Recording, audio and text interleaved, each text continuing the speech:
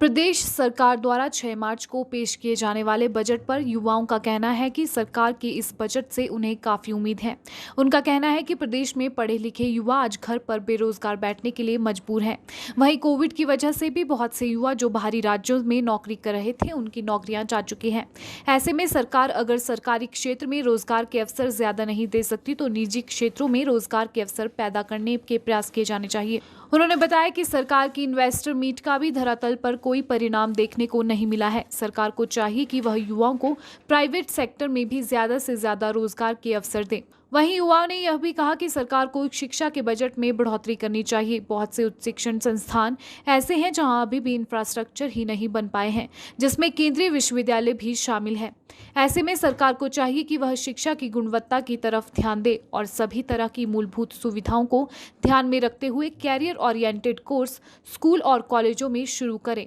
युवाओं का कहना है कि पर्यटन को बढ़ावा देने के लिए घोषणाएं भी बजट में की जानी चाहिए, जिससे कि युवाओं को प्रदेश में पर्यटन के क्षेत्र में रोजगार मिल सके।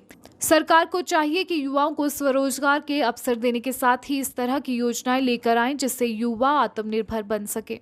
जो इस बार जो बजट निकाल दी उसमें सबसे पहले हम तो यही चाहते हैं कि थोड़ा जो अनएम्प्लॉयमेंट हिमाचल में बहुत ज़्यादा जो फैल गई है, तकरीबन तीसरे नंबर पे आया हुआ है ये हिमाचल प्रदेश। तो चाहते हैं कि जो रोज़गार है उसमें ज़्यादा से ज़्यादा फोकस किया जाए और यहाँ के हिमाचल के जो युवा साथी है वो जॉब के लिए दर बदर भटक रहे हैं। हाईली क्वालिफाइड होने के बावजूद भी उनको अच्छी नौकरी नहीं मिल पा रही है। तो हम सबसे पहले यही चाहते हैं कि कहीं क्या कहते हैं गवर्नमेंट सेक्टर हो या प्राइवेट सेक्टर, दोनों किसी भी सेक्टर में अच्छी जो जॉब हो मिले। Budget by and large youth oriented हो, है ना। सबसे ज़्यादा एक्सपेक्टेशंस, क्योंकि कोविड के टाइम पे जो ऐसा हुआ कि कोविड में जब सबसे ज़्यादा जो इश्यू हुए यूथ को झेलने पड़े, बीट एग्ज़ाम्स हो, है ना, कोई भी हो, अनऑर्गेनाइज सेक्टर है, वाइड में माइग्रेंट वर्कर्स हैं, कोई पुणे में महाराष्ट्र में जॉब कर रहा है, यहाँ आए हैं तो दे आर ऑल अनएम्प्लॉयड।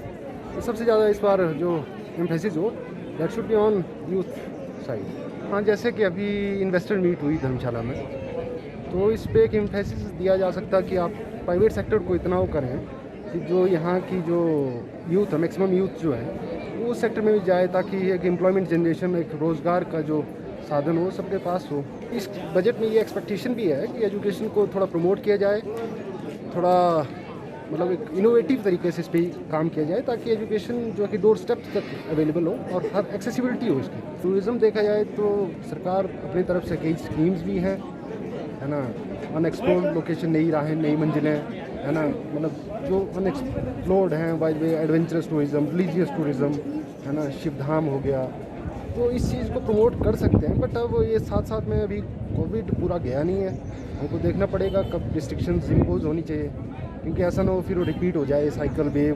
तो टूरिज़्म पे ध्यान दे सकते हैं और युवा को खासकर, तो इस चीज़ को और इनकरेज करनी चाहिए सरकार को। बजट में प्रोविजंस आने चाहिए। आप इस चीज़ के लिए मैं